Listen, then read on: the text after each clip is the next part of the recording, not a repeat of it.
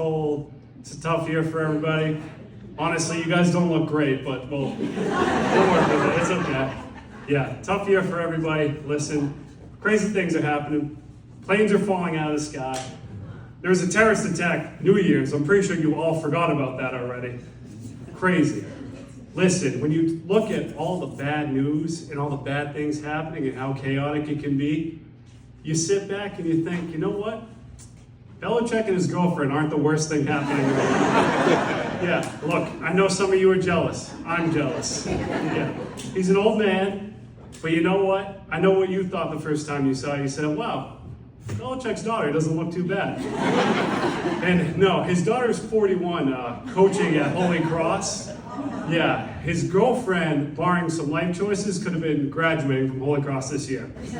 So yeah, they're enjoying it. They're having a good time. I don't like to judge, but that is not his daughter. They are a couple. Very uncomfortable for the rest of us. And when Belichick was asked like what really enticed him, obviously he's a great mind, so he had to come up with a good answer.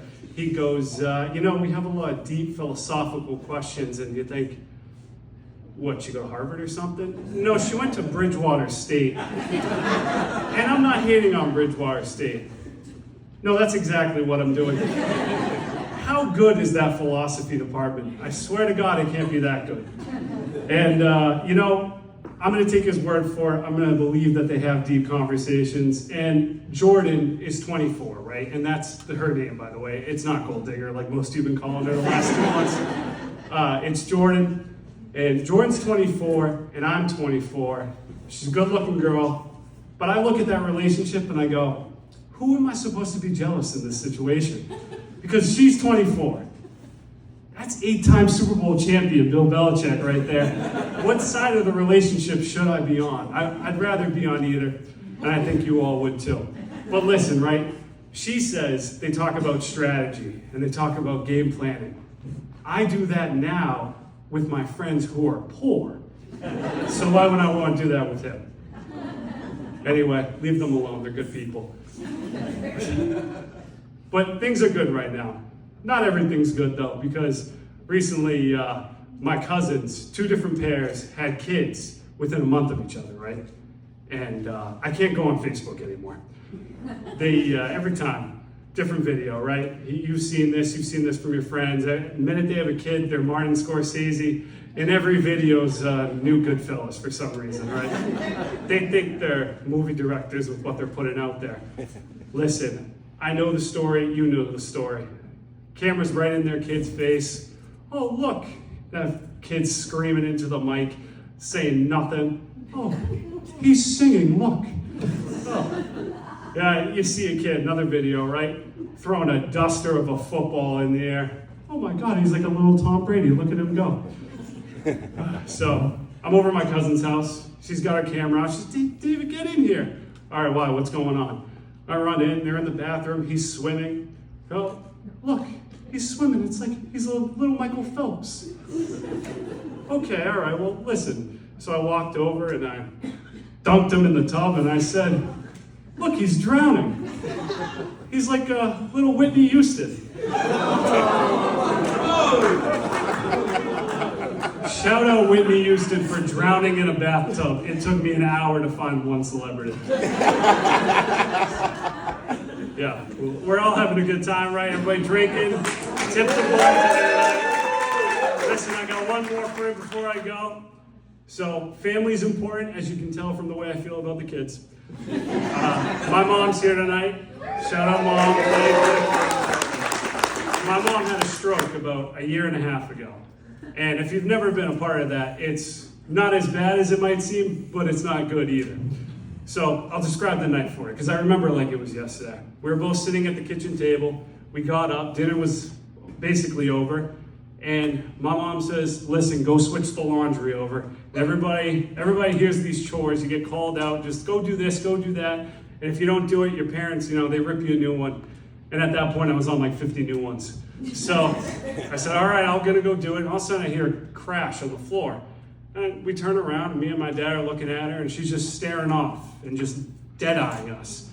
Me and my dad look at each other and go, which one of us said something stupid there? And she stayed like that for about 2 minutes and nothing changed. And I said, give her 1 more minute, she might just be winding up. But she wasn't, nothing changed. So we're like, all right, we gotta figure out something here to do. And my sister, my mom works at Winchester Hospital, my sister works there too. So she was working that night. My dad said, give them a call, please. All right, so I called my sister up and I said, this is what's happening. She passed it to someone who I guess was more qualified. And she said, all right, I'm talking to a nurse, yeah, this and that, and okay, all right. It sounds like she's having a stroke. Listen, don't bring her to Winchester Hospital. Bring her to Leahy. They're more akin to that or whatever. And I say that to my dad and say, they want us to go to Leahy. And my dad looks at me and goes, nah, we're going to Winchester. You ever ask for medical advice, get it from a professional, and then just say, no, I'm all set? My point being here is we never really recovered from COVID. So we're driving on the way over there, we get her in the room, and she gets her CAT scan, and they give her basically a medicine that busts clots when you get recognized as you're having a stroke, and there's a clot, which a really big one in the back of her head. So she gets all that done, and they wheel the doctor in because no doctors come to your rooms anymore. They put them on FaceTime and a big TV screen, and they're face to face, and my mom's not even talking at that point. The doctor goes, wow, this was a big clot. Like, thanks for really sugarcoating that one, doc. And the nurse tries to be a little more hopeful and says, hey, everybody can recover with a lot of work, things can be done. And the doctor speaks back, I don't know, it's pretty big. So I'm like, okay, well, what's the next step here, doc? It's like, okay, we gotta get her late, because they have a neuro department there, she'll be better off. They put her in the ambulance, but right before they go, they say, hey, she needs to be on blood thinners the rest of her life. She needs to be on that medication. It will keep her from having clots. She has AFib, that was part of the cause. And they said because of that, she needs to be on blood thinners. So okay, we get her in the truck, in the ambulance. My dad says, listen, we have to go home first. Well, what the hell? Mom's going to the hospital. What do we have to go home first? I forgot to take my blood thinners. I'm like, okay, all right, let's go home. So we rip home. Now, we left 5 minutes after the ambulance. We sit down, got to the house. We're in there for 5 to 10 minutes.